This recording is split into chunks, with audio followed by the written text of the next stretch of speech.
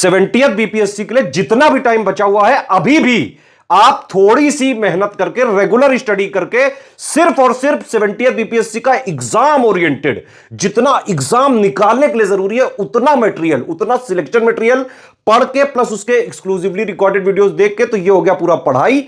करीबन 2 घंटे की practice daily, paid quiz plus test series से, और प्लस हम जो पीवाईक्यू कंपाइल करके देते हैं वो, और लास्ट में रिवीजन। ये 3 चीजें करके करीबन 8-9 घंटे अगर आप अभी से भी दे दें तो पीटी आराम से निकल सकता है। सिर्फ और सिर्फ उतना दिया जाएगा जिससे 70th बीपीएससी का पीटी का कट ऑफ निकल जाए, चाहे जैसा पेपर आ जाए, easy, moderate, tough, analytical, conceptual, factual. करना क्या है, पीपीआर फॉर्मूला अपना, ये 6:1 का जो है इसमें हिसाब किताब है। 6 घंटे डेली पढ़ाई करनी है। पढ़ाई किससे किससे करनी है, एससीएस का selection material plus paid group के जो रिकॉर्डेड, एक्सक्लूसिवली रिकॉर्डेड बाकायदा हमने पीपीटी में बना के इस बार पेड ग्रुप के लिए जो है स्पेशली वो दिए हैं। ठीक है, तो पढ़ाई 6 आवर्स, करीबन 2 घंटे की प्रैक्टिस। प्रैक्टिस के लिए क्या क्या रिसोर्सेज है, एससीएस की टेस्ट सीरीज है, एससीएस का पेड क्विज है, और एससीएस के पीवाईक्यू जो कंपाइल्ड वाले हैं, जितना उसमें दिया है बस उतना ही पीवाईक्यू रेलेवेंट है।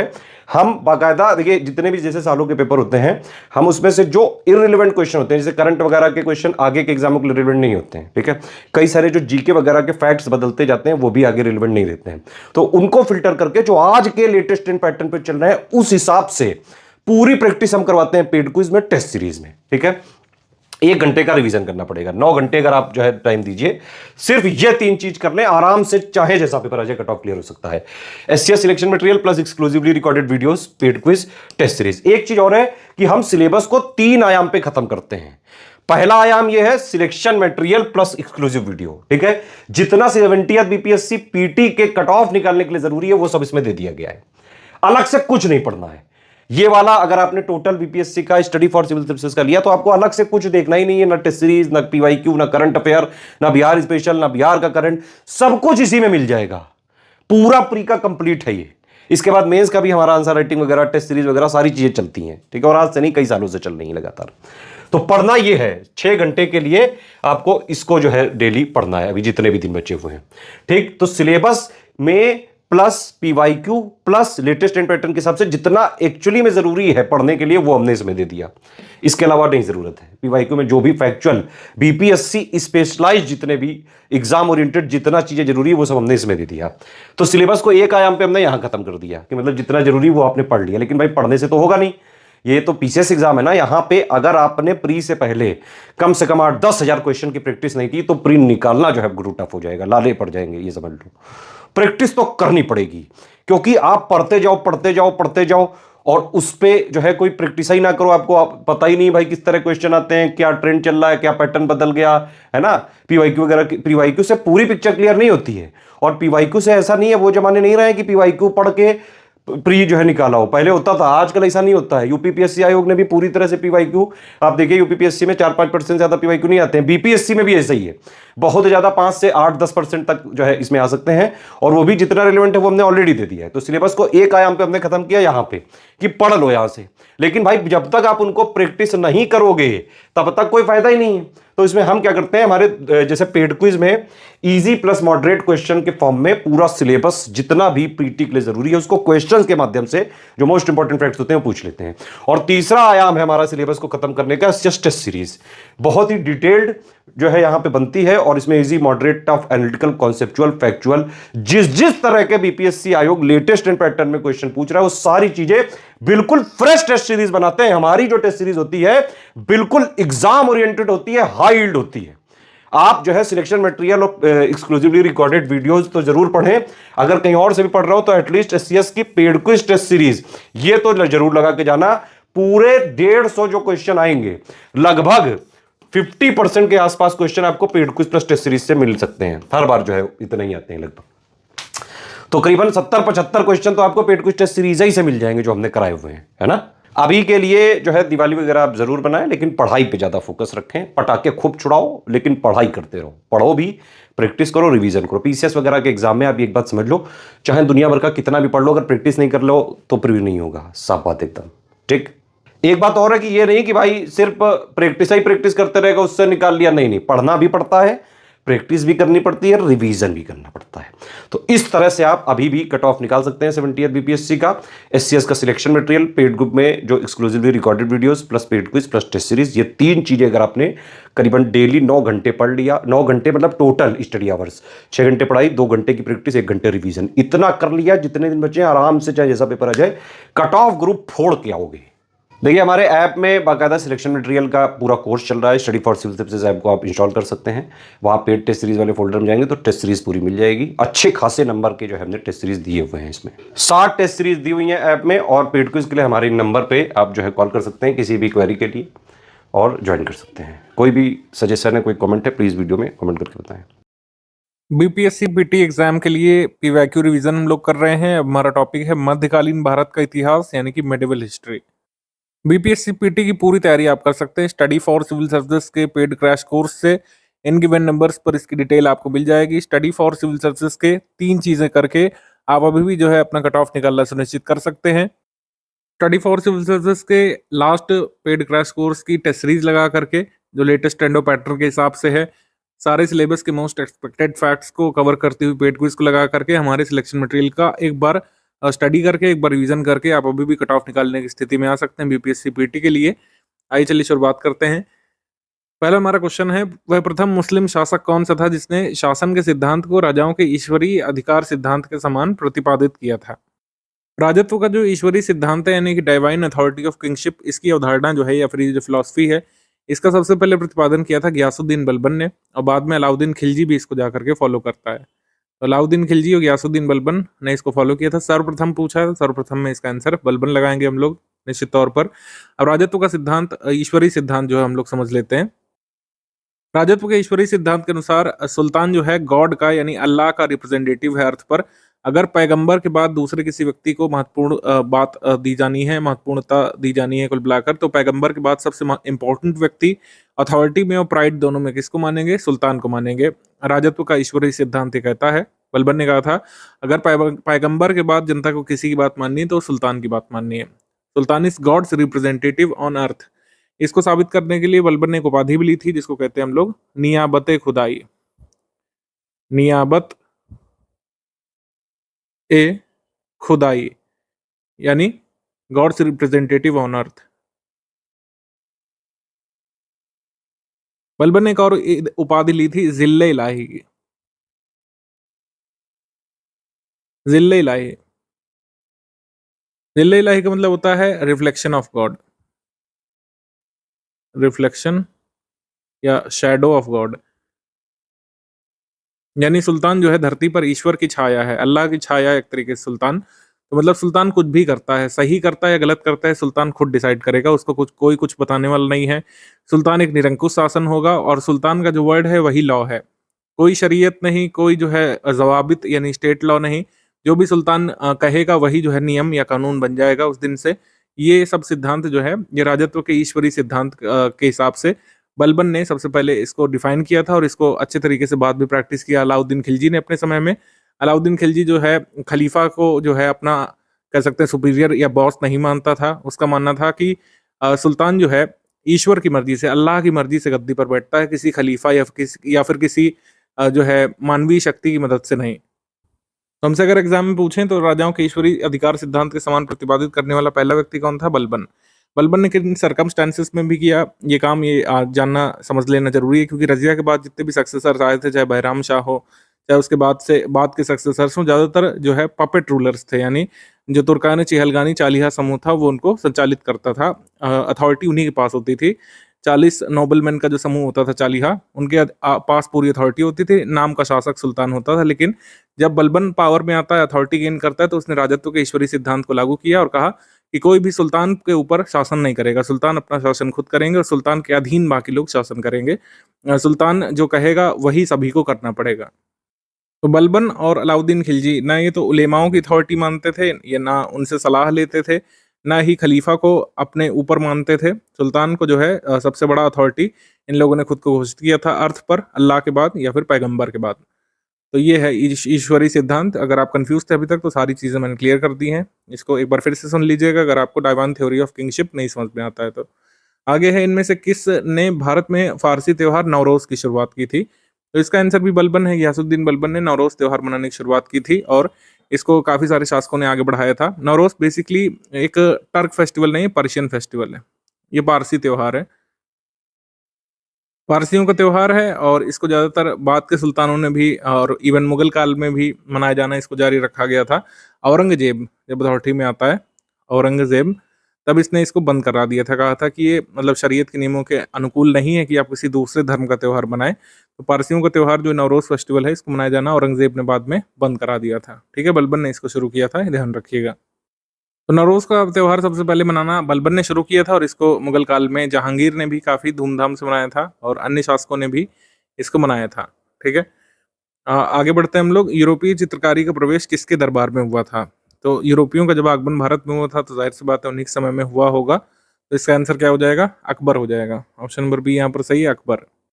यूरोपीय चित्रकारी का प्रवेश दरबार में, मुगल दरबार में अकबर के समय में हुआ था। ऑप्शन नंबर बी यहाँ पर सही है।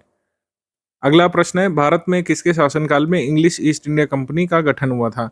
इंग्लिश ईस्ट इंडिया कंपनी का गठन अकबर के शासनकाल के अंतिम वर्षों में हुआ था। ऑप्शन नंबर बी यहाँ पर सही है। एक क्वेश्चन एक और तरीके से पूछते हैं कि रानी एलिजाबेथ जो है वो किसके समकालीन थी? तो अकबर के समकालीन थी। ऑप्शन नंबर बी यहाँ पर सही हो जाएगा। अगला प्रश्न है, दीवान आरिज या दीवान अर्ज किससे संबंधित है? तो ये डिफेंस डिपार्टमेंट था, रक्षा विभाग था दीवान आरिज। इस विभाग का प्रमुख कौन होता था? इस विभाग का अध्यक्ष या प्रमुख होता था आरिज ममालिक। आरिज ममालिक जो है, इसका जो मुगल समकालीन कौन है, मतलब मुगल शासनकाल में जो डिफेंस विभाग का सबसे बड़ा अधिकारी होता था, उसको हम लोग बोलते थे मीर बख्शी। मीर बख्शी ये होता था रक्षा विभाग का सबसे बड़ा अधिकारी मुगल काल में, मीर बख्शी। मीर बख्शी मुगल काल में, और सल्तनत काल में कौन होता था? आरिज ममालिक। आगे हम लोग बढ़ते हैं, बहमनी राज्य का संस्थापक कौन था? अच्छा, एक चीज और इसमें देख लेते हैं, शाही पत्राचार संबंधित विभाग कौन सा है? अगर आपसे पूछ ले तो दीवान ए इंशा है। सल्तनत काल में दीवान ए इंशा, ये रॉयल करस्पॉन्डेंस कहा जाता था। फॉरेन विभाग को बोलते थे दीवान रिसालत और फाइनेंस वाले को दीवान वजारत बोलते थे। ये भी ध्यान रख सकते हैं। आगे बढ़ते हैं हम लोग, इसमें फाउंडर ऑफ बहमनी किंगडम पूछा है। आंसर इसका हो जाएगा option number A, Alauddin Hasan Bahman Shah, या फिर हसन गंगू भी आपको ऑप्शन दे सकते हैं। अलाउद्दीन हसन बहमन शाह या फिर Hasan Gangu. Option number A यहाँ पे सही है, अलाउद्दीन हसन। अगला क्वेश्चन है, फारसी यात्री अब्दुल रज्जाक भारत में किस शासक के समय में आया था? अब्दुल रज्जाक किसके समय में आया था बताना है। अब्दुल रज्जाक आए थे देवराय सेकंड के समय में। ऑप्शन नंबर सी यहाँ पर सही हो जाएगा। कौन सा फॉरेन यात्री किस कंट्री से किस समय में किस शासक के शासनकाल में आए थे? ये सारी चीजें जरूरी होती हैं। ये सारी चीजें जो है हमारे पेड ग्रुप में जो आपको दिए गए हैं वीडियो लेक्चर जो दिए गए हैं हिस्ट्री के, और नोट्स जो दिए गए हैं उसमें सब गिवन है बकायदा टैबुलर फॉर्म में। तो अब्दुल रज्जाक ईरान से 15वीं सेंचुरी में, देवराय सेकंड के समय में। अफनासी निकितिन ये रशिया से 15वीं सेंचुरी में, ये किसके समय में आए थे? वीर नरसिंह के काल में। और लुडविको डी वार्थेमा ये 15वीं सेंचुरी में वीर नरसिंह के समय में आया था विजयनगर में। डुआर्टे बरबोसा और डोमिंगो पायस पोर्चुगल से दोनों यात्री आए थे कृष्ण देवराय के शासनकाल में। फर्नाओ नुनीज ये पोर्चुगल से आया था 16वीं सेंचुरी में, अच्युत देवराय के शासनकाल में आया था। और सीजर फेडरिक पोर्चुगल से 16वीं सेंचुरी में। ये विजयनगर किंगडम जब ये तालिकोटा के युद्ध के बाद खत्म हो गया था उसके बाद आया था। ठीक है, he commented about the fall of Vijayanagara empire. Jean Baptiste Tavernier ये फ्रांस से 17वीं सेंचुरी में मुगल काल में आया था, शाहजहां के समय में। ठीक है, तो इस तरीके से ये सब मैचिंग में क्वेश्चंस आ सकते हैं। बसावन और दसवंत जो हैं, ये पेंटर्स किसके समय में थे? तो ये अकबर के समय के पेंटर्स थे। ऑप्शन नंबर ए यहाँ पर सही है। दसवंत और बसावन अकबर के समय के पेंटर्स हुआ करते थे। दसवंत जो पेंटर था, ये इसने जो है पागलपन में आत्महत्या कर ली थी, लेकिन ये काफी अच्छा पेंटर हुआ करता था। इसकी एक कृति जो एग्जाम में पूछी जा चुकी है कि इसने क्या पेंट किया था अकबर के समय में। तो अकबर ने पेंट किया था तारीख खानदान तैमूरिया। मतलब अकबर ने दसवंत से पेंट करवाया था, हम लोग कह सकते हैं तारीख खानदान तैमूरिया। ये ध्यान रखिएगा। हरियाणा सिविल सर्विसेज का एक एग्जाम हुआ था और इसमें इस तरीके के सवाल पूछे गए थे, और इस तरीके के सवाल बिल्कुल बीपीएससी भी पूछ सकता है आगे। बसावन दिया हुआ है, मीर सैयद अली और दसवंत, और इसमें इसके सामने शासक दिए हुए हैं जिन्होंने इनको संरक्षण दिया हो सकता है।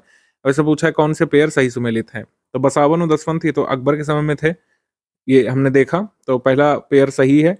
मीर सैयद अली और अब्दुस समाद, ये दोनों जो पेंटर्स हैं इन्होंने मेजर कार्य अकबर के समय में किया था, लेकिन हुमायूं जो है इसको फारस से यहाँ पर लाया था, और एक तरीके से कह सकते हैं मुगल पेंटिंग की नींव अब्दुल समाद और मीर सैयद अली ने मिलकर के हुमायूं के समय में रखी थी। तो ये भी सही सुमेलित पेयर है। दसवंत जहांगीर दिया हुआ है, ये गलत हो जाएगा। जहांगीर के समय में जहाँ दसवंत पेंटर नहीं था। तो हमारा आंसर इसमें हो जाएगा केवल 2 युग में यहाँ पर सही सुमेलित है, बी वाला यहाँ पे सही हो जाएगा। इस तरीके के सवाल भी आ सकते हैं। अगर आपसे एग्जाम में पूछ लें कि मीर सैयद अली और अब्दुल समाद इनका कोई जो रचना है जो इन्होंने किया हो उसका नाम बताइए। तो इन्होंने जो है हमजा नामा को पेंट किया था। हमजा नामा एक 1375 पेंटिंग की एक पूरी सीरीज उन्होंने क्लॉथ पर पेंट की थी। पहले अब्दुल समाद फिर मीर सैयद अली ने मिल करके इसको हम लोग कहेंगे हमजा नामा। हमजा नामा को पेंट किया था इसने, इन दोनों ने मिल करके। और हमजा नामा को एक और नाम दिया जाता है दास्तान अमीर हमजा या फिर हमजा नामा। इसको पेंट करने का श्रेय जाता है मीर सैयद अली और अब्दुल समाद को। ये एग्जाम में ये भी पूछा जा चुका है, पीपीएससी इसको रिपीट कर सकता है, आगे ध्यान रखिएगा। हमारा अगला प्रश्न है, who was the founder of Karnat dynasty. Karnat dynasty के फाउंडर कौन थे? तो कर्नाट डायनेस्टी के फाउंडर थे नान्यदेव। ठीक है, नान्यदेव ने इसकी नींव रखी थी। ऑप्शन नंबर ए यहाँ पर सही है। तिरहुत रीजन में ये रूल करते थे। सिमरावगढ़ इनकी कैपिटल हुआ करती थी। और जो कर्नाट डायनेस्टी है इन्होंने मिथिला साहित्य या फिर कह सकते हैं हम लोग मैथिली साहित्य में महत्वपूर्ण भूमिका निभाई थी उसको आगे बढ़ाने में। तो पहले शासक नान्यदेव थे फाउंडर। फिर दूसरे शासक थे यहाँ पर गंगदेव। गंगदेव के बाद नरसिंह देव। नरसिंह देव के बाद राम सिंह देव। राम सिंह देव के बाद शक्ति सिंह देव। और आखिरी थे यहाँ पे हरि सिंह देव। आखिरी शासक हरि सिंह देव और प्रथम शासक नान्यदेव। कम से कम इनका आप प्रथम और आखिरी का नाम ध्यान रखेंगे तो क्रोनोलॉजी में अगर रूलर्स को लगाने को आ जाए तो भी आप कर सकेंगे। बिहार का पहला मुस्लिम विजेता या तुर्क विजेता अगर आपसे पूछ लें कौन था, तो इख्तियारुद्दीन मोहम्मद बख्तियार खिलजी था। ये कुतुबुद्दीन ऐबक का जनरल था, उसका कह सकते हैं कमांडर था। सी यहाँ पे सही है, बख्तियार खिलजी। जब घोर आक्रमण भारत में हुआ था तो ईस्टर्न इंडिया को जो जीतने के लिए किसको जिम्मेदारी दी गई थी इख्तियारुद्दीन मोहम्मद बख्तियार खिलजी को। और इसने बिहार और बंगाल को कब्जे में किया था। और किसको हराया था? सेन रूलर्स को हराया था, सेन वंश के शासकों को। सेन वंश के शासक को हराया था जिसका नाम क्या था? लक्ष्मण सेन। लक्ष्मण सेन को हरा करके बिहार और बंगाल रीजन पर विजय प्राप्त की गई थी बख्तियार खिलजी के द्वारा। आगे बढ़ते हैं, राजनीति रत्नाकर के लेखक कौन है? राजनीति रत्नाकर जो है मैथिली साहित्य है, मैथिली में चंद्रेश्वर के द्वारा लिखी गई थी 14th सेंचुरी में। 14th सेंचुरी में मैथिली भाषा में लिखी गई थी। ऑप्शन नंबर ए यहाँ पर सही है। मान लीजिए आपसे लैंग्वेज पूछ लें तो ये नोट कर लीजिएगा, ये है मैथिली लैंग्वेज में, मैथिली में। अब यहाँ पर 2 अदर बुक्स के मैंने नाम लिखे हैं, कीर्तिलता और कीर्ति पताका। इन चारों में से किससे संबंधित है? विद्यापति से, ज्योतिश्वर से, हरि ब्रह्मदेव से या फिर चंद्रेश्वर से? ये आप कमेंट करके बताएंगे ये बुक किससे संबंधित है। द ऑथर ऑफ उद्वंत प्रकाश। उद्वंत प्रकाश के लेखक हैं मौली कवि। ऑप्शन नंबर ए मौली कवि। मौली कवि ने मराठी भाषा में इसको लिखा है। भक्ति संत जो ज्ञानेश्वर थे महाराष्ट्र के, ज्ञानेश्वर की जो टीचिंग्स है उसको इन्होंने कंपाइल किया है उद्वंत प्रकाश में। ऑप्शन नंबर ए यहाँ पे सही है। अगला है नालंदा विहार वॉज डिस्ट्रॉयड बाय। नालंदा विहार का विध्वंस किसने किया था? हमने एंशिएंट में भी देखा था। नालंदा विहार का विध्वंस किया था जिसने ईस्टर्न इंडिया में कैंपेन को लीड किया था, बख्तियार खिलजी ने। ऑप्शन नंबर ए यहाँ पर सही है, बख्तियार खिलजी ए। कर्नाट वंश का अंतिम शासक कौन सा था? मैंने आपको बताया कि प्रथम अंतिम तो जरूर देख लेना है, अंतिम पूछा जा चुका है। हरि सिंह जो है ये अंतिम शासक थे कर्नाट डायनेस्टी के। ऑप्शन नंबर ए यहाँ पर सही है। आगे है अढ़ाई दिन का झोपड़ा क्या है? अढ़ाई दिन का झोपड़ा बेसिकली विग्रहराज चतुर्थ द्वारा बनवाया गया एक संस्कृत कह सकते हैं विद्यालय हुआ करता था, स्कूल। इसको एक मॉस्क में कन्वर्ट करवाया था कुतुबुद्दीन ऐबक ने। किसने करवाया था? कुतुबुद्दीन ऐबक ने। ठीक है, और इसका प्रमाण कैसे मिला? क्योंकि जो दीवारें हैं अढ़ाई दिन के झोपड़े के, उसमें अभी भी जो हरिकेली नाटक है उसके कुछ अंश इसमें लिखे हुए देखने को मिलते हैं। हरिकेली नाटक ये भी पूछा जा चुका है कि किस नाटक के अंश जो है अढ़ाई दिन के झोपड़ा में उत्कीर्ण देखने को मिलते हैं? हरिकेली नाटक। इसके बाद तुजु के बाबरी किस भाषा में लिखी गई थी? तुजु के बाबरी ये बाबर की आत्मकथा है और बाबर ने अपनी आत्मकथा जो है अपनी नेटिव लैंग्वेज में लिखी है, तुर्क चगताई भाषा में। तुर्किश या चगताई भाषा में जो है लिखा है बाबर ने अपनी आत्मकथा। इसको फारसी में नहीं लिखा है, तो हमारा आंसर इसमें हो जाएगा सी, टर्किश या फिर चगताई भाषा में, तुर्क चगताई भाषा में, option number C. Haldi Ghati के युद्ध में महाराणा प्रताप की सेना के सेनापति कौन थे? तो हकीम खान सूर थे, क्योंकि महाराणा प्रताप को जो अफगान रूलर्स थे या अफगान जो भी कह सकते हैं पावर्स थी वो सपोर्ट कर रही थी, तो हकीम खान सूर महाराणा प्रताप की एक आर्मी की यूनिट को लीड कर रहे थे। हकीम खान सूर ये पूरा नाम है, ऑप्शन नंबर सी यहाँ पे सही है। शिवाजी की राजधानी कहाँ पर थी? शिवाजी की राजधानी रायगढ़ में थी, ऑप्शन नंबर ए यहाँ पर सही है। अभी शिवाजी से संबंधित और भी प्रश्न होंगे, उसका आंसर आप करेंगे। आगे बढ़ते हैं। मोहम्मद घोरी ने किसको प्रथम अख्ता या फिर कह सकते हैं इक्तादारी प्रदान की थी? प्रथम अख्ता प्रदान की गई थी कुतुबुद्दीन ऐबक को, ठीक है, जो गुलाम वंश की स्थापना करता है। बी यहाँ पर सही है, कुतुबुद्दीन ऐबक।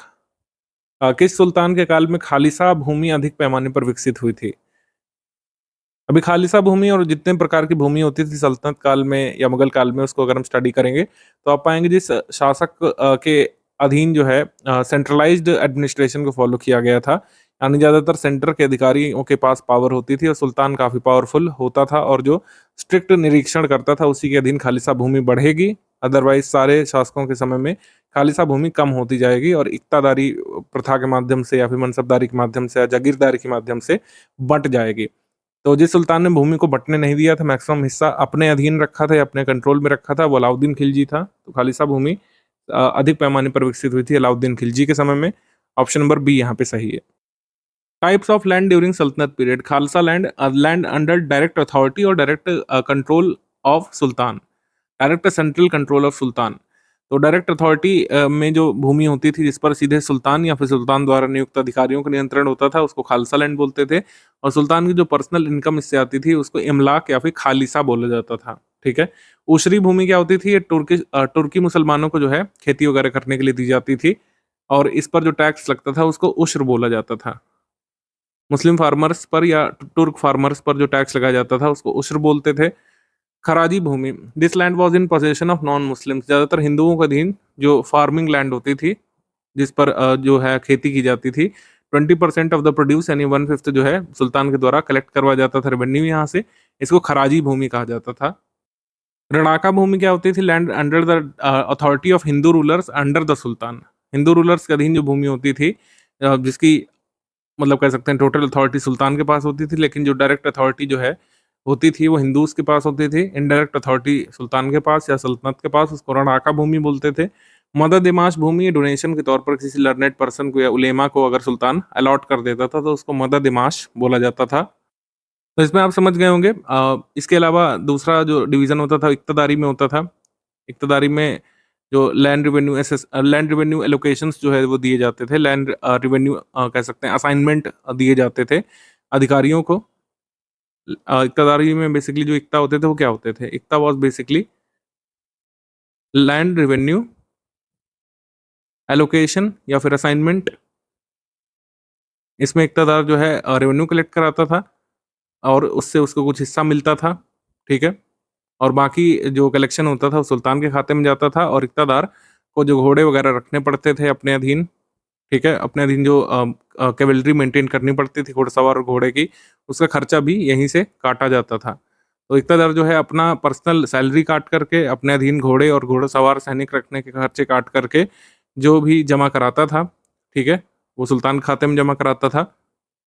तो ऐसी भूमि जिसको इक्तादारी के तौर पर दे दिया जाता था उस लैंड रेवेन्यू असाइनमेंट के तौर पर, उसको इक्ता बोला जाता था। तो सर्वाधिक कम इक्ता किसके समय में एलोकेट किए गए थे? जाहिर सी बात है अलाउद्दीन खिलजी के समय में, क्योंकि अलाउद्दीन खिलजी ने कोशिश की थी कि ज़्यादातर भूमि का एडमिनिस्ट्रेशन खालसा भूमि के अधीन हो और खालसा भूमि डायरेक्ट सुल्तान और सुल्तान के अधिकारियों के अधीन होती थी।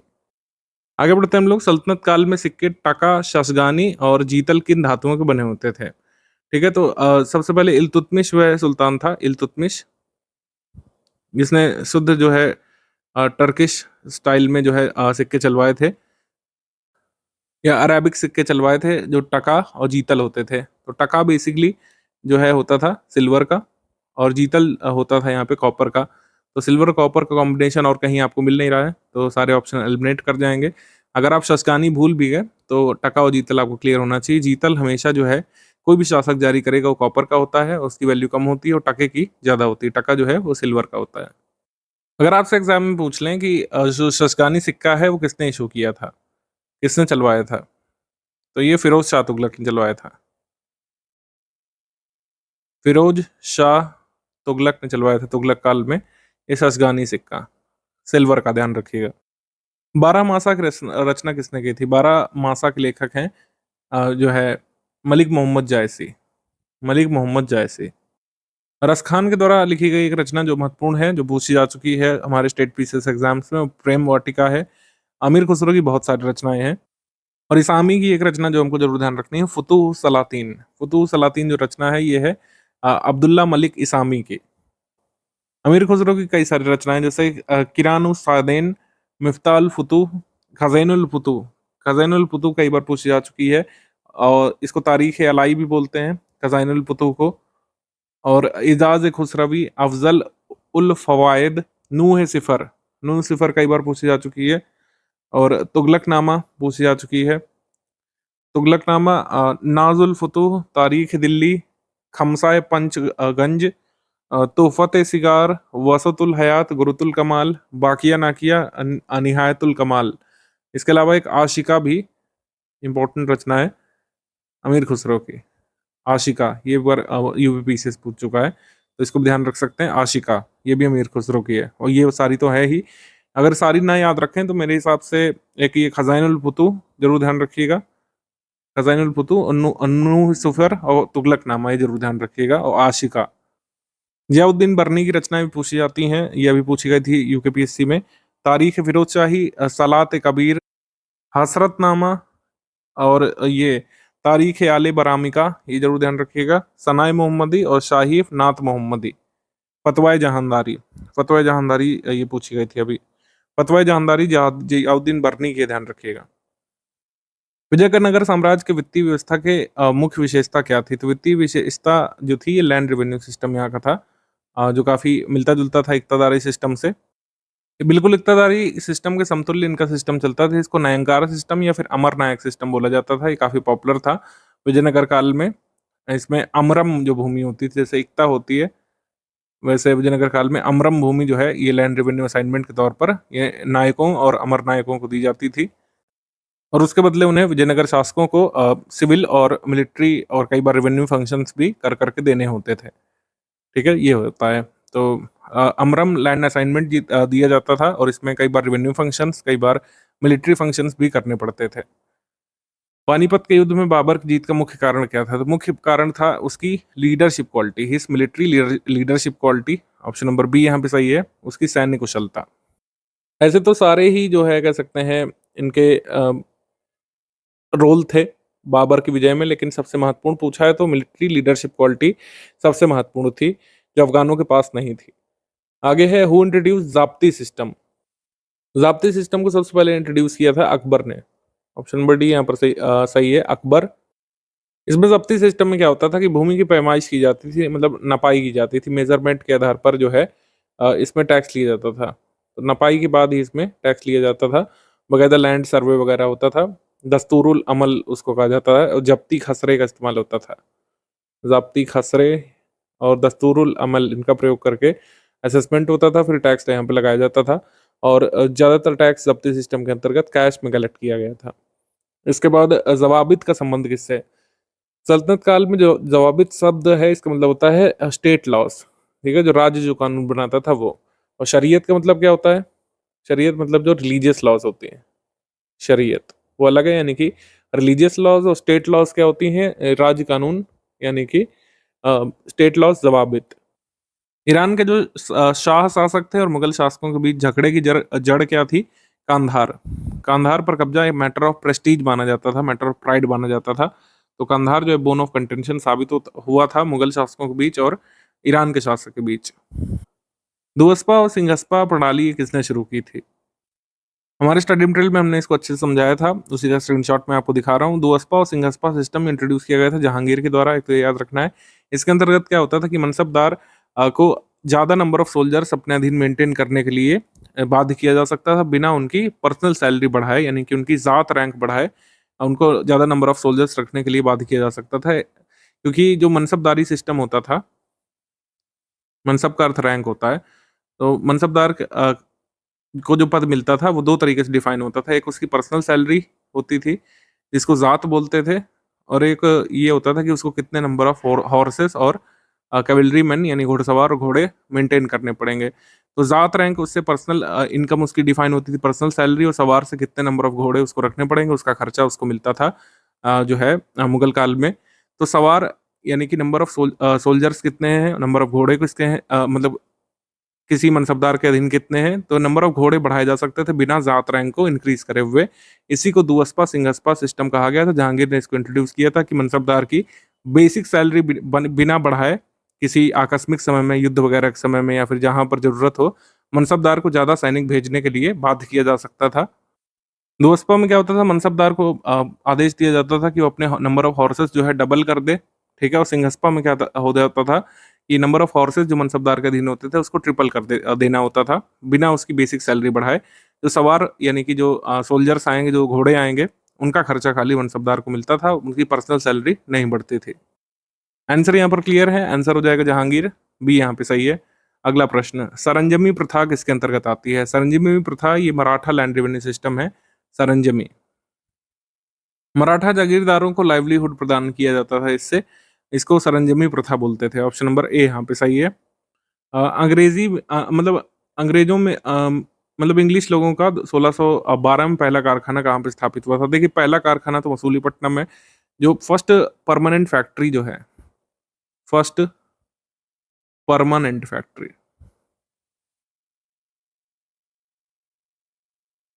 ये खोली गई थी सूरत में, ठीक है, बैटल ऑफ स्वालीम जीतने के बाद। तो फर्स्ट परमानेंट फैक्ट्री जो है सूरत है, और ये 1613 में करीब जाकर खुली थी। ये थोड़ा सा फ्लॉड क्वेश्चन पूछा गया था, ये 1613 अगर होता तो इसका आंसर हो जाएगा सूरत, डी यहाँ पे सही है। फर्स्ट एवर फैक्ट्री अगर ब्रिटिशर्स की पूछें तो उन्होंने ईस्टर्न इंडिया में खोला था, मसूलीपट्टनम में। मसूलीपट्टनम में फैक्ट्री 1611 में ही खुल गई थी। उसके बाद आ जाते हैं विजयनगर के उस पहले शासक को चुनिए जिसने बहमनियों से गोवा को छीन लिया था। तो बीपीएससी कोर्स में हमने आपको पढ़ाया है कि बहमनी शासकों के बीच और विजयनगर के शासकों के बीच लगातार संघर्ष बना रहता है। जैसे जैसे बहमनी रूलर्स बदलते हैं, विजयनगर के रूलर्स बदलते हैं, लेकिन समय समय पर दोनों के बीच कन्फ्लिक्ट होता रहा है और कई बार युद्ध भी हुए। तो हरिहर सेकंड ने जो है गोवा को कैप्चर कर लिया था बहमनी शासक के हाथों से। ऑप्शन नंबर बी यहाँ पे सही है। निम्नलिखित में से किस अंग्रेज दूत को जहांगीर ने खान की उपाधि दी थी, या फिर प्रॉपरली बोले तो इंग्लिश खान की उपाधि दी थी? इंग्लिश खान की उपाधि दी थी और एक अच्छा खासा पद भी दिया था अपने दरबार में। जहांगीर ने किसको? कैप्टन हॉकिंस को। Captain Hawkins, captain Hawkins Jahangir के दरबार में आया था और ये टर्किश भाषा अच्छी बोल लेता था। तो इनका डिस्कशन जो है मुगलों की नेटिव भाषा में हुआ था, तुर्की भाषा में। तो काफी प्रभावित हुआ था जहांगीर इससे, कैप्टन हॉकिंस से। कैप्टन हॉकिंस जो है ये किस ईयर में आया था मुगल कोर्ट में? ये वो ईयर आप कमेंट करके बताइए। आगे क्वेश्चन है, मयूर सिंहासन पर बैठने वाला अंतिम मुगल सम्राट कौन था? तो ये था मोहम्मद शाह रंगीला। मोहम्मद शाह रंगीला अंतिम सम्राट था जो मयूर सिंहासन पर बैठा था, क्योंकि बाद में मयूर सिंहासन को कौन उठा ले गया था, ये आप कमेंट सेक्शन में लिख करके बताएंगे। थोड़ा सा आप भी इन्वॉल्व होइए, कमेंट सेक्शन में लिख करके बताइए कि मयूर सिंहासन को भारत से बाहर कौन उठाकर ले गया था। आपके लिए थोड़ा सा आसान कर देते हैं, नादिर शाह वो था या फिर अहमद शाह अब्दाली, ये भी इनमें से आपको किसी एक को चुनना है। आगे है नागानंद हर्षचरित तुगलकनामा तोहफत उल मुहाविदीन, ये किसने कौन सी लिखी है? नील दर्पण भी इसमें लिखा हुआ है। तो नील दर्पण तो दीन बंधु मित्र, इससे मिला देंगे, ये कई बार पूछा भी जा चुका है। नील दर्पण दीन बंधु मित्र। हर्षचरित को बाणा भट्ट ने लिखा है, ठीक है। तोहफतुल मुहाविदीन ये राजा राम मोहन रॉय की रचना है। बस इतना हमारे लिए काफी होगा इसको मिलाने के लिए, ठीक है। अगर आप भी नहीं मैच कर पा रहे हैं तो तुगलकनामा अमीर खुसरो ये तो हम देख ही चुके हैं, अब इसको आसानी से कर लेंगे आप, ठीक है। डी यहाँ पे सही हो जाएगा, हमारा आंसर डी यहाँ पे सही हो जाएगा। एक बार देख लीजिए अच्छे से। आगे है खराज, खुम्स, उश्र और मुक्ताई, इसमें बताना है कौन सा लैंड रेवेन्यू है। खराज, खुम्स, उश्र और मुक्ताई, इनमें से लैंड टैक्स कौन कौन से हैं हमको बताना है। तो खराज जो टैक्स है ये नॉन मुस्लिम्स पर लगाया जाता था। ये 50% से लेकर 33% करीब होता था, जो भी मतलब प्रोड्यूस होता था उससे लिया जाता था। खम्स ये खदानों या फिर कड़े धन का जो हिस्सा राज्य के पास जाना चाहिए, या फिर जो लूट का माल आता था कहीं पर विजय अभियान से, उस पर जो राज्य का हिस्सा होता था उसको खुम्स बोलते थे। उश्र टैक्स ये हम बात कर ही चुके हैं, इस वीडियो में मैंने बताया आपको उश्र भूमि पर जो टैक्स लगता था वो 5% या 10% होता था, उसको उश्र टैक्स बोलते हैं। उशरी भूमि पर जो टैक्स लगता था उसको उश्र टैक्स बोलते हैं। मुख्यतः ये टैक्सेशन सिस्टम बंगाल में प्रेवलेंट था मुगल पीरियड में। तो एकमात्र हमारा कौन सा बच रहा है जो लैंड टैक्स नहीं है? उश्र, माफ करिएगा, खुम्स। क्योंकि खुम्स जो है ये लूट के माल पर लगने वाला टैक्स है, ये कोई लैंड टैक्स नहीं है। लूट का माल या फिर जो कह सकते हैं खदान, उससे जो प्रेशियस मेटल्स निकाले जाते थे, या फिर कहीं पर जो गड़ा हुआ धन मिल गया उसमें राज्य का जो हिस्सा काटा जाता था, जो राज्य को जमा कराना अनिवार्य होता था, उसको खुम्स बोलते थे। तो इसमें हम देखेंगे खुम्स एलिमिनेट हो जाएगा, बाकी सारे लैंड टैक्स हैं, तो हमारा आंसर क्या हो जाएगा? 1134। लेकिन ऑप्शन में ये आया ही नहीं था, तो हमको यहाँ पे ऑप्शन सही करना पड़ेगा। 134 यहाँ पे सही हो जाएगा, डी यहाँ पे सही है। 134 ये यहाँ पे सही होना चाहिए। बीपीएससी ने पहले कुछ भी पूछा हो, मैंने आपको सारी चीजें एकदम क्लियर कट बता दी हैं। खराज लैंड टैक्स है, उश्र लैंड टैक्स है, मुक्तई लैंड टैक्स है, लेकिन खम्स जो है लूट का माल पर लगने वाला, या फिर लूट के माल पर जो राज्य का हिस्सा काटा जाता था, जो राज्य के खजाने में जमा होता था, उसको बोलते थे। तो हमारा आंसर इसमें हो जाएगा 134। कुतुबुद्दीन ऐबक की राजधानी क्या थी? कुतुबुद्दीन ऐबक ने अपनी प्रारंभिक राजधानी जो है ये लाहौर को बनाया था, ध्यान रखिएगा, दिल्ली को नहीं बनाया था। इसी वजह से दिल्ली सल्तनत का जो वास्तविक संस्थापक उसको इल्तुतमिश बोलते हैं, और दिल्ली सल्तनत का पहला शासक इल्तुतमिश को कहा जाता है। इसीलिए कुतुबुद्दीन ऐबक को एलिमिनेट कर देते हैं, क्योंकि कुतुबुद्दीन ऐबक ने लाहौर को कैपिटल बनाया था पहले, दिल्ली को बाद में बनाया था। अगला प्रश्न है, अलाउद्दीन खिलजी के प्रसिद्ध सेनापतियों में से किसकी मंगोलों के विरुद्ध लड़ते हुए मृत्यु हुई थी? जफर खान की मृत्यु हुई थी मंगोलों से लड़ते हुए, ऑप्शन नंबर ए यहाँ पर सही है। अगर आपसे पूछें कि जैसे कई सारे सल्तनत शासकों के समय मंगोल इन्वेशन हुए थे, मंगोल आक्रमण, तो मंगोल आक्रमण इल्तुतमिश के समय हुए, बलबन के समय में भी हुए, अलाउद्दीन खिलजी के समय हुए, जलालुद्दीन के समय हुए। तो अलाउद्दीन खिलजी ने परमानेंट सोल्यूशन इसका निकाला था, एक परमानेंट आर्मी जो है नॉर्थ वेस्ट फ्रंटियर पर जो है रखी थी मंगोलों से निपटने के लिए। और जो है मंगोलों ने एक बार ऐसा हुआ था कि अलाउद्दीन जो है बाहर गया था विजय अभियान के लिए, और दिल्ली पर मंगोलों ने जो है कब्जा कर लिया था कुछ समय के लिए, और सीरी के फोर्ट में अलाउद्दीन को छिप करके रहना पड़ा था। वो दिल्ली में प्रवेश भी नहीं कर पा रहा था, एक समय ऐसा हुआ था जब दिल्ली पर मंगोलों का इन्वेजन हुआ था। तो इसके लिए परमानेंट सोल्यूशन इससे निकाला था, परमानेंट स्टैंडिंग आर्मी मेंटेन की थी, अपने जो किले थे नॉर्थ वेस्ट फ्रंटियर पर उसको जो है मजबूत किया था अलाउद्दीन ने, तो ये भी ध्यान रखिएगा। तो अगर आपसे पूछें कि एक समय ऐसा भी था जब दिल्ली का सल्तनत शासक एंटर नहीं हो पा रहा था अपनी कैपिटल में, मंगोल इन्वेशन के कारण मंगोलों ने कब्जा कर रखा था, तो वो कौन सा शासक था? अलाउद्दीन खिलजी। आगे हुमायूं द्वारा लड़े गए 4 प्रमुख युद्धों की तिथि अनुसार क्रम अंकित करना है, युद्ध स्थलों के नाम नीचे गिवन है। हमने अपने क्रैश कोर्स में स्टडी मटेरियल में ये सारी चीजें मेंशन कर रखी हैं। हुमायूं के महत्वपूर्ण आक्रमण, बाबर के भी। तो हुमायूं चित्तौड़ पर अटैक करता है कब? 1532 में। 1532 में रायसेन को जीतता है। 1532 में महमूद लोदी और शेरशाह की जो कंबाइंड आर्मी है, दौरैया या फिर दौराहा के युद्ध में आमने सामने होती है। Humayun defeated the combined forces of Mahmud Lodi and Sher Shah at Dauraya या दौरिया या दादरा का युद्ध जो कहा जाता है, गोमती नदी के किनारे। 1535 में गुजरात और मालवा को जीतने वाला पहला मुगल शासक बनता है। फिर 26 जून 1539 को चौसा या फिर बक्सर का युद्ध होता है हुमायूं शेरशाह के बीच। इसमें शेरशाह सूरी जो है जीतता है। ठीक है, शेर खान जो था उसने टाइटल जो शेरशाह का लिया था इसी युद्ध के बाद लिया था और अपना सिक्का चलवाया था। मई 1540 में जो है बैटल ऑफ बिलग्राम या बैटल ऑफ कन्नौज होता है, और इसमें डिसिसिव विक्ट्री होती है शेरशाह की, और हुमायूं को यहाँ से भागना पड़ता है। सफाविद शाह के यहाँ पर शरण लेनी पड़ती है ईरान जा करके। तो हमने देखा सबसे पहले देवरा या दौराहा का युद्ध हुआ था, फिर चौसा या बक्सर का युद्ध हुआ था, फिर कन्नौज का युद्ध, और जब सरहिंद का युद्ध होता है जब हुमायूं जो है वापसी करता है वहां से। ठीक है, हुमायूं जो है वापसी करता है जब अफगान शासक कमजोर पड़ गए थे शेरशाह के बाद के सक्सेसर, तो सरहिंद से वापसी करता है हुमायूं। अपने खोए हुए राज्य को पाने के लिए सिकंदर सूर को हराता है बैटल ऑफ मच्छीवाड़ा में। फिर सिकंदर सूर को बैटल ऑफ सरहिंद में हराता है जो 22 जून 1555 में हुआ था, और जुलाई में वापस से दिल्ली की सत्ता रीगेन कर लेता है हुमायूं।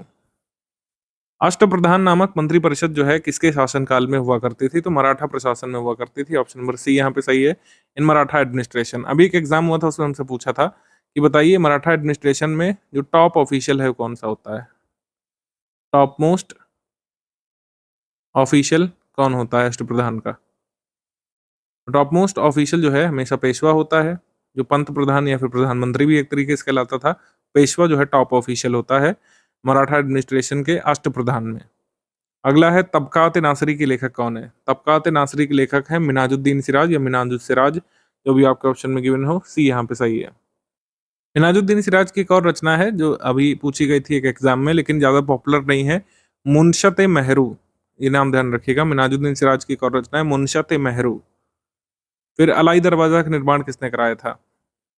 हमने अपने क्रैश कोर्स में सारी चीजें जो पूछी जा सकती हैं, चाहे जिस तरीके से पूछ लें, चाहे क्रोनोलॉजी में लगाने को पूछ लें, चाहे ये पूछ लें कि कौन सा आर्किटेक्चर किसके समय में बनवाया गया था, सब यहाँ पे गिवन है।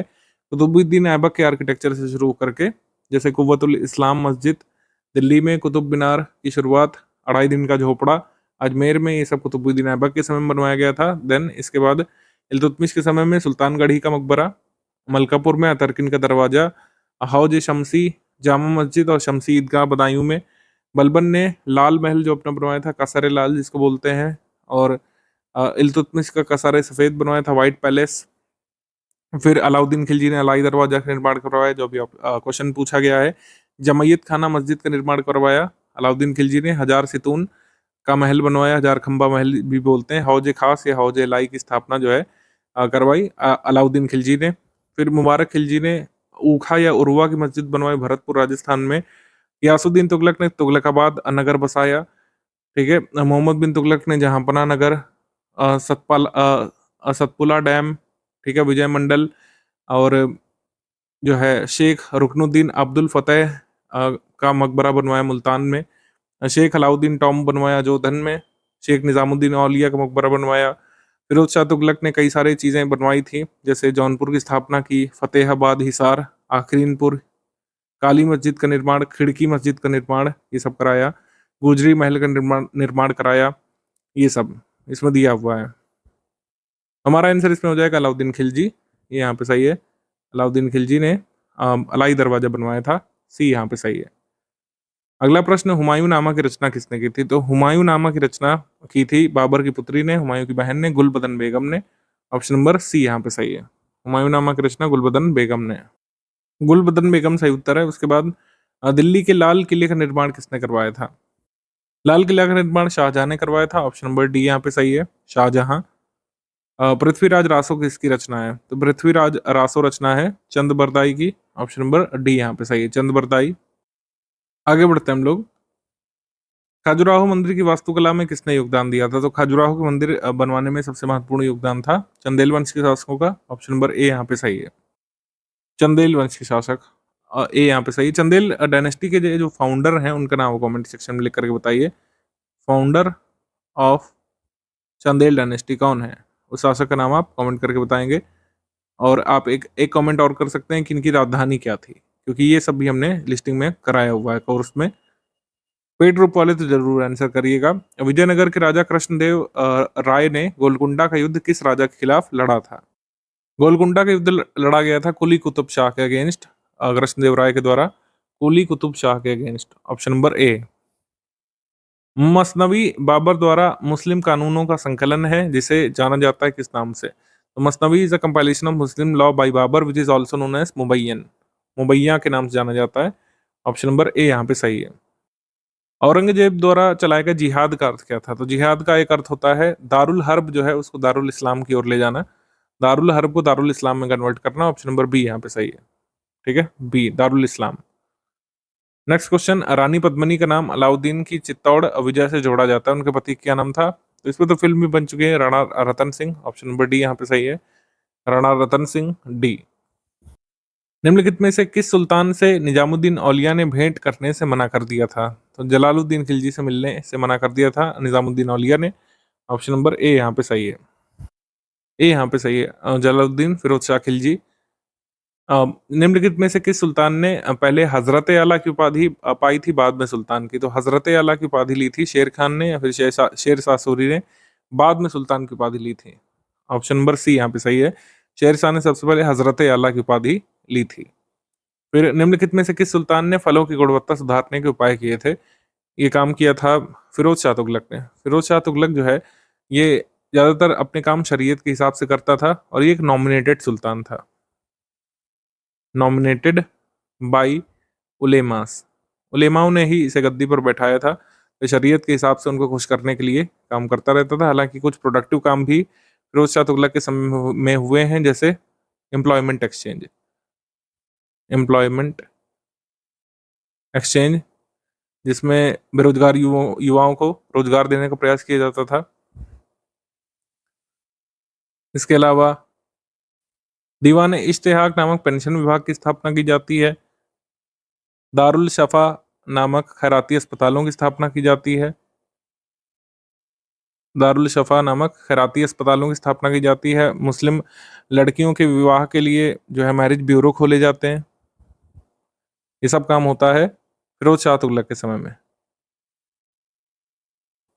फिरोज शाह तुगलक के समय में दो और चीजें महत्वपूर्ण हैं। एक तो है जैसे इसने जैसे बाग बगीचों की गुणवत्ता के लिए काम किया, कई सारे कैनाल जो है खुदवाई थी, इरिगेशन के लिए अच्छा काम किया था, इरिगेशन टैक्स भी वसूल किया था, अच्छी खासी फैसिलिटीज भी दी थी। बकायदा एक पब्लिक वर्क्स डिपार्टमेंट जो है ये क्रिएट किया गया था।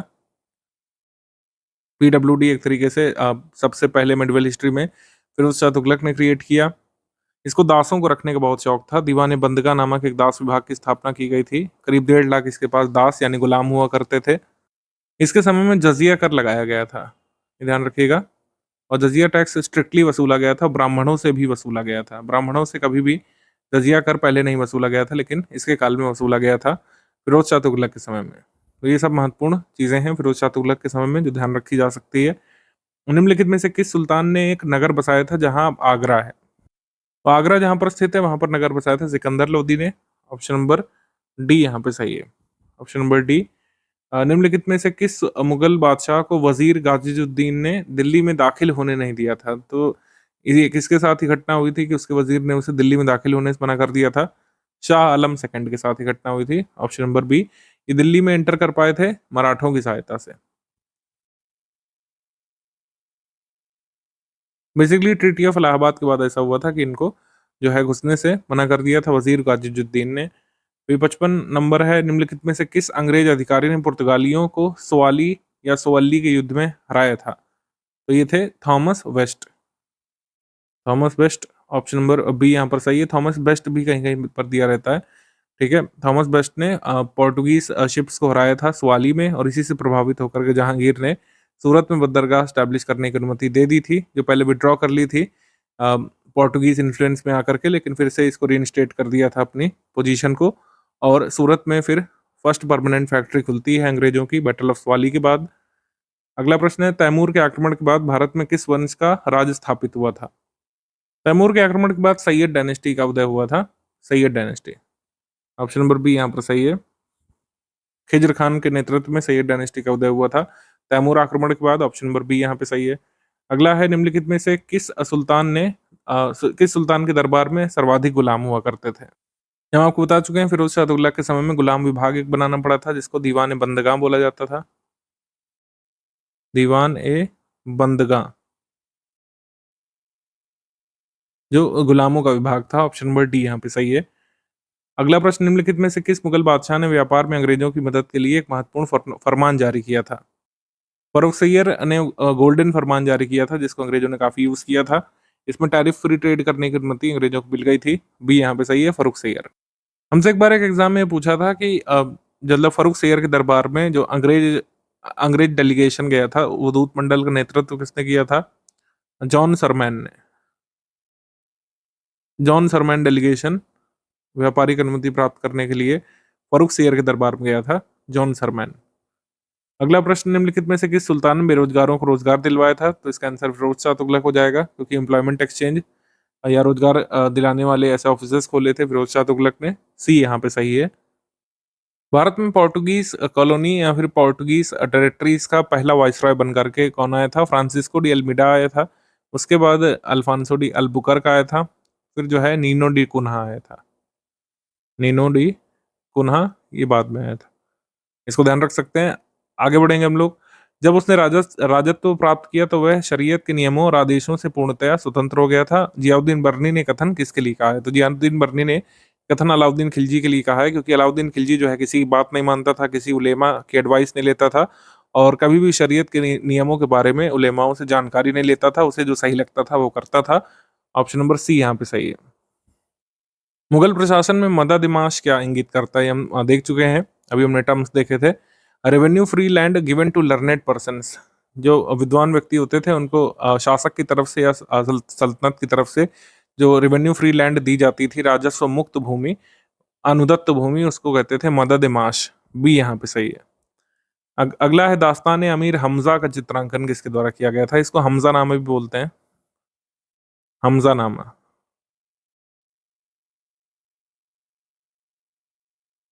तो पहले तो इसको मीर सैयद अली ने किया था, बाद में अब्दुल समाद ने। तो वैसे तो यहाँ पर एक ई ऑप्शन की जरूरत है जो ये कहे more than one of the above, ठीक है, क्योंकि दोनों ने किया था। हरियाणा सिविल सर्विस ने भी 2021 में शायद पूछा था, जो कैंसिल्ड पेपर हुआ था, कि हमजा नामा को किसने जो है पेंट किया था। तो हमजा नामा को पेंट किया था दास्तान अमीर हमजा को मीर सैयद अली और अब्दुल समाद दोनों ने। तो दोनों ही यहाँ पे सही होगा, ये ध्यान रखिएगा। सल्तनत काल में भू राजस्व के लिए सर्वोच्च ग्रामीण प्राधिकरण कौन सा था? रेवेन्यू कलेक्शन की जो रूरल अथॉरिटी थी वो चौधरी होते थे, इनको खूत भी कहा जाता था, खूत मुकद्दम। ज्यादातर ये हिंदू होते थे, ठीक है, हिंदू कह सकते हैं रिलीजन के होते थे। अलाउद्दीन के समय इनकी स्थिति काफी खराब हो गई थी, क्योंकि जो खुद मुकद्दम और चौधरी थे, इनकी पावर्स को अलाउद्दीन खिलजी ने बहुत डीपली जो है सप्रेस किया था। इनकी सारी पावर्स जो छीन ली थी और सेंट्रल लेवल के अधिकारी नियुक्त किए थे इनकी जगह। तो खुद मुकद्दम और चौधरियों की आय पूरी तरीके से घट गई थी, ठीक है, और बहुत पॉवर्टी में इनका जीवन रहने लगा था, जो पहले नहीं था अलाउद्दीन खिलजी से पहले। ऑप्शन नंबर ए यहाँ पे सही है। 68 पीपीएससी में पूछा था कि मतलब ये एक अलग तरीके से इसको पूछा था कि highest rural authority for land revenue administration, तो खुद मुकद्दम या चौधरी कोई भी हो, ये सही होगा। गुलाम वंश का प्रथम शासक कौन था? गुलाम वंश का प्रथम शासक था कुतुबुद्दीन ऐबक। बी यहाँ पे सही है, कुतुबुद्दीन ऐबक। अगला प्रश्न, अलाउद्दीन खिलजी के आक्रमण के समय देवागिरी का शासक कौन था? देवागिरी जो है ये राजधानी वो करती थी सेवना यादव वंश के शासकों की। सेवना यादव रूलर्स जो थे ये रूल कर रहे थे। सेवना यादव डायनेस्टी के रूलर्स। रामचंद्र देव जो है यहाँ पे शासक थे, जब मलिक काफूर के नेतृत्व में अलाउद्दीन खिलजी का विजय अभियान देवागिरी गया था। रामचंद्र देव, ए यहाँ पे सही है। अलाउद्दीन के कैंपेन अगर हम क्रम से देखें तो 1298 में पहला कैंपेन उलुग खान और नुसरत खान के नेतृत्व में गुजरात गया था, फिर जैसलमेर, फिर रणथंभौर, चित्तौड़ अलाउद्दीन खुद गया था, फिर मालवा, फिर Jalore. South India campaign Devagiri campaign Malik Kafur के नेतृत्व में। फिर तेलंगाना पर हमला किया गया था, वहां पर काकतीय डायनेस्टी रूल कर रही थी। होयसाल रूलर जो थे वीर बल्लाल तृतीय थे यहाँ पे। उसके बाद पांड किंगडम में वीर और सुंदर पांड के बीच सत्ता को लेकर संघर्ष चल रहा था। तो ये है, तो यहाँ पर आंसर हो जाएगा रामचंद्र देव, ए यहाँ पे सही है। मुगल प्रशासन में मुहतसीब क्या होता था? मुहतसीब जो है मोरल पुलिसिंग का काम करता था। An officer in charge of public morals, लोक आचरण अधिकारी होता था। ये देखता था कि शरीयत के नियमों के हिसाब से लोग अपना जीवन यापन कर रहे हैं कि नहीं। मुगल एडमिनिस्ट्रेशन में मुहतसीब का ये काम होता था। सी यहाँ पे सही है। तो हमारे एग्जाम में इस तरीके के टर्म्स काफी पूछे जाते हैं। सभी सिविल सर्विसेज के पेपर में टर्म्स आजकल काफी पूछे जा रहे हैं, नए नए टर्म्स पूछे जा रहे हैं। हमारे लिस्टिंग कंपाइलेशन में या फिर जो हमने कोर्स दिया है बीपीएससी में, सब कुछ उसमें दिया है। बीपीएससी पेड कोर्स में सारे ऐसे टर्म्स कराए गए हैं जो पूछे जा सकते हैं। जैसे अमीर-ए-दाद, अमीर-ए-दाद का मतलब law officer who carried out the decisions of जजेस। मुगल काल में, ये सही है। इसको कई बार पब्लिक प्रोसिक्यूटर भी बोलते थे, पब्लिक प्रोसिक्यूटर, पब्लिक प्रोसिक्यूटर या फिर law officer who carried out the decisions of जजेस, ये सही है। उसके बाद तुर्कान चिहलगानी, जो जो हमने चालीहा या चालीसा या तुर्कान चिहलगानी जो इल्तुतमिश ने सृजित किया था 40 गुलामों का समूह या 40 नोबलमैन का समूह, ये सही है। Barid Mumalik, head of the information and intelligence department during Mughal period, ये भी सही है। तो तीनों ही यहाँ पे सही सुमिलित हैं, सभी तीनों युग में यहाँ पे सही सुमिलित हैं। सी वाला यहाँ पे सही हो जाएगा। फिर दारुल अदल, दारुल अदल मतलब होता है न्याय का स्थान, ये सही है। उसके बाद बलाहार मतलब निम्न श्रेणी के कृषि मजदूर जो होते थे। और मलिका तुज्जार में यानी कि हेड ऑफ मर्चेंट्स या फिर हेड ऑफ ट्रेडर्स, ये भी सही है। तो ये भी सही तीनों युग में सही सुमेलित है। क्वेश्चन नंबर 68 हम लोग देखेंगे, सभी भक्ति संतों के मध्य एक समान विशेषता क्या पाई जाती है? तो सारे भक्ति संतों के बीच कुछ विशेषताएं सामान्य हैं, जैसे rejected the authority of priestly class, ये तो ज्यादातर में है। लेकिन एक कॉमन ये चीज देखी गई जो सभी में कॉमन है, कि सभी ने अपनी वाणी को उसी भाषा में लिखा है जिसे उनके भक्त समझते थे। जैसे ब्रजभाषा का प्रयोग हुआ है, ठीक है? संस्कृत वगैरह जो मतलब कह सकते हैं सोफिस्टिकेटेड लैंग्वेजेज़ थी, उनका प्रयोग ना करके जो लोकल लैंग्वेजेज़ थी, उनका प्रयोग किया गया था, अपने मैसेज को प्रोपेगेट करने के लिए भक्ति संतों के द्वारा। ऑप्शन नंबर ए यहाँ पर सही है, अपनी वाणी को उसी भाषा में लिखा जिसे उनके भक्त समझते थे। ऑप्शन नंबर ए यहाँ पे सही है। और ब्रिटिश शासन के दौरान खसखस की खेती के लिए भारत में किन क्षेत्रों को जाना जाता था? तो बिहार। ऑप्शन नंबर ए यहाँ पर सही है, बिहार में पॉपी की खेती होती थी। ए यहाँ पे सही है। अगला है इत्माद-उद-दौला का मकबरा आगरा में किसने बनवाया था? इत्माद-उद-दौला का मकबरा उसकी पुत्री ने बनवाया था, नूरजहाँ ने। ऑप्शन नंबर सी यहाँ पे सही है। इसको बनवाया गया था करीब 1628 में, और इसमें जो पच्चीकारी होती है उसका प्रयोग किया गया था, यानी कि जो पिट्टा ड्यूरा टेक्निक होती है, सेमी प्रेशियस स्टोन से दीवारों पर जो पत्थर मतलब कह सकते हैं पत्थर से फूल बनाए जाते हैं, पिट्टा ड्यूरा टेक्निक, जिसमें सेमी प्रेशियस स्टोन से फ्लोरल डिजाइन बनाई जाती है दीवार पर, इसका प्रयोग इसमें किया गया था, पित्रा ड्यूरा का प्रयोग। हुमायूं ने चुनार दुर्ग पर प्रथम बार आक्रमण कब किया था? ये हमने अभी देखा। हुमायूं ने चुनार पर आक्रमण किया था 1532 में। हालांकि ये बैटल जो है डिसिसिव नहीं साबित हुआ था, दोनों पार्टीज के बीच संधि हो गई थी। ए यहाँ पे सही है। एक्चुअली शेर खान के अगेंस्ट ये हुमायूं का अभियान था, और इसमें हुमायूं की विजय हुई थी, ठीक है? ये थोड़ा सा करेक्शन करेंगे, कलिंजर में एक्चुअली दोनों पार्टीज के बीच समझौता हुआ था। एक्चुअली ये जो चुनार का अभियान था हुमायूं का विजय अभियान था, इसमें हुमायूं जीता था, शेर खान हारा था। इसके बाद आ जाते हैं मध्यकाल में बटाई शब्द का अर्थ क्या था? तो बटाई जाहिर सी बात है system of calculating land revenue. Option number B यहाँ पर सही है। खेत बटाई, रास बटाई, लंक बटाई, ये सब मेथड फॉलो किए जाते हैं। तो बटाई क्या है? बेसिकली लगान निर्धारण का तरीका। ऑप्शन नंबर बी यहाँ पर सही है। ऐसे ही रेख भी लगान निर्धारण का एक तरीका है, ध्यान रख सकते हैं, रेख। निम्नलिखित में से किस बंदरगाह को मुगल काल के दौरान बाबुल मक्का या मक्का का द्वार या गेटवे ऑफ मक्का कहा जाता था? सूरत यहाँ पे सही है, बी यहाँ पे सही है, बाबुल मक्का कहा जाता था सूरत को, बी। भारत में बाबर के आगमन कारण क्या हुआ था? बारूद का आगमन हुआ, introduction of gun powder in the Indian सब कॉन्टिनेंट। ये रॉन्ग है, क्योंकि बहमनी शासक जो हैं ये पहले से ही गन पाउडर का उपयोग करते थे, तो अब बाबर ने इसको इंट्रोड्यूस किया, ये गलत है। Introduction of arch and domes in the region's architecture, ये भी रॉन्ग है, ठीक है? इसका इंट्रोडक्शन बाबर से नहीं हुआ है। तैमूरिड डायनेस्टी की स्थापना हुई थी रीजन में, ये सही है, ठीक है? तैमूर वंश से आता था बाबर। चंगेज खान और तैमूर के शेयर्ड वंश से आता था, मतलब माँ की तरफ से चंगेज खान की तरफ से और पिता की तरफ से शायद तैमूर वंश से, मतलब कुल मिलाकर तैमूर डायनेस्टी से इसका संबंध था। Introduction of cannons in the warfare, ये सही है। तोप खाने की शुरुआत या तोपों की शुरुआत बाबर के समय से हुई थी, ठीक है? तो 3 और 4 यहाँ पे सही है, 3 और 4 यहाँ पे सही है। अच्छा, एक चीज और पूछते हैं कि कैनन्स का प्रयोग बाबर ने सबसे पहले कहाँ पे किया था? तो बजौर भेरा के युद्ध में किया था, ये ध्यान रखिएगा। बजौर भेरा के युद्ध में बाबर ने कैनन्स का प्रयोग सबसे पहले किया था। निम्नलिखित में से किस मुस्लिम शासक ने तीर्थयात्रा कर समाप्त किया था? तीर्थयात्रा कर अकबर ने समाप्त किया था शासक बनते ही, और डी यहाँ पे सही है। तो जो ये तीर्थयात्रा कर है, इसको समाप्त कब किया था? 1500 एक्चुअली हरमदल से मुक्ति पाने के जस्ट 1 वर्ष बाद, ठीक है, 1563 में अकबर ने तीर्थयात्रा कर समाप्त कर दिया था, और जजिया कर की समाप्ति की थी 1564 में। अकबर ने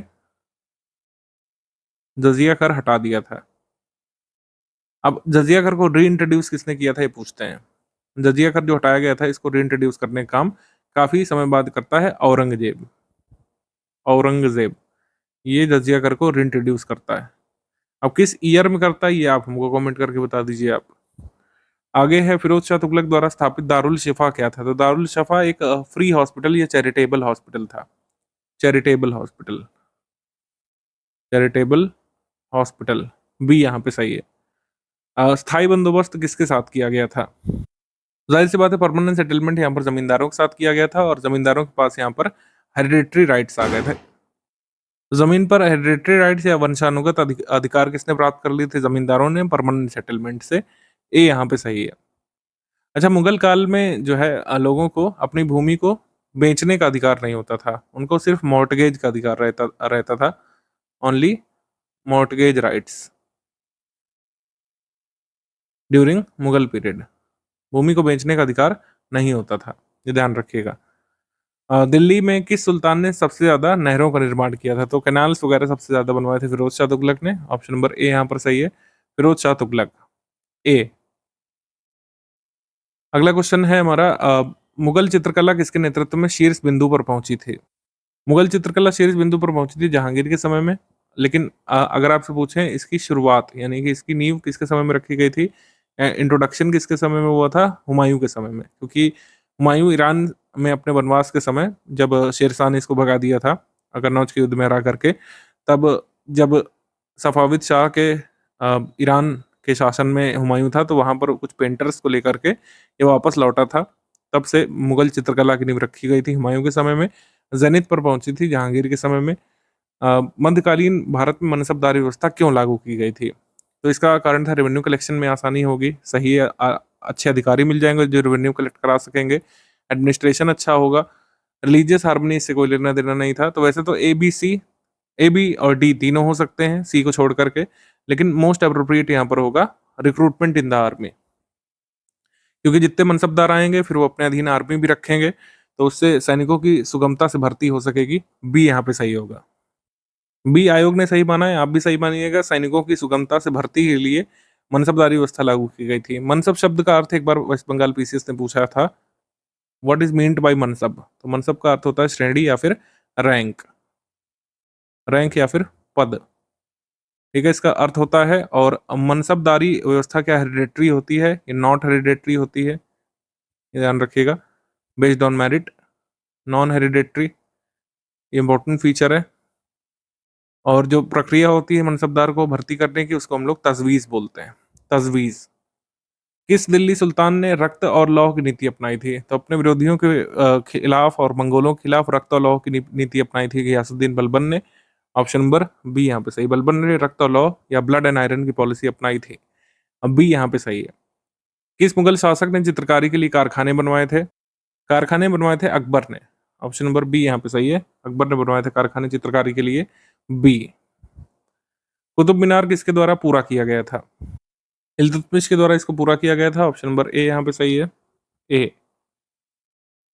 अगला सवाल, किस मुगल शासक के समय में सर थॉमस रो भारत आया था? तो सर थॉमस रो भारत आया था 1615 के करीब। जहांगीर के समय में। ऑप्शन नंबर सी यहाँ पे सही है, जहांगीर के समय में, सी। अगला प्रश्न, आईन अकबरी किसके द्वारा लिखी गई? तो अबुल फजल ने इसको लिखा है आईन अकबरी को। ऑप्शन नंबर डी यहाँ पे सही है, अबुल फजल। 1855 में संथाल विद्रोह का नेतृत्व किसने किया था? इसका नेतृत्व किया था सिद्धू और कान्हू मुर्मू ने।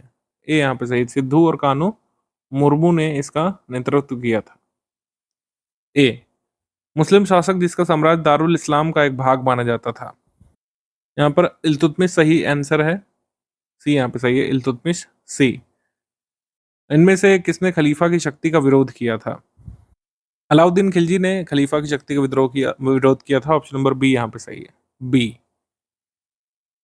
अगला प्रश्न, तुगरिल खान ने किसके शासनकाल के दौरान विद्रोह किया था? तुगरिल खान का रेबिलियन हुआ था बलबन के समय में। ए यहाँ पे सही है, गयासुद्दीन बलबन, ए यहाँ पे सही है।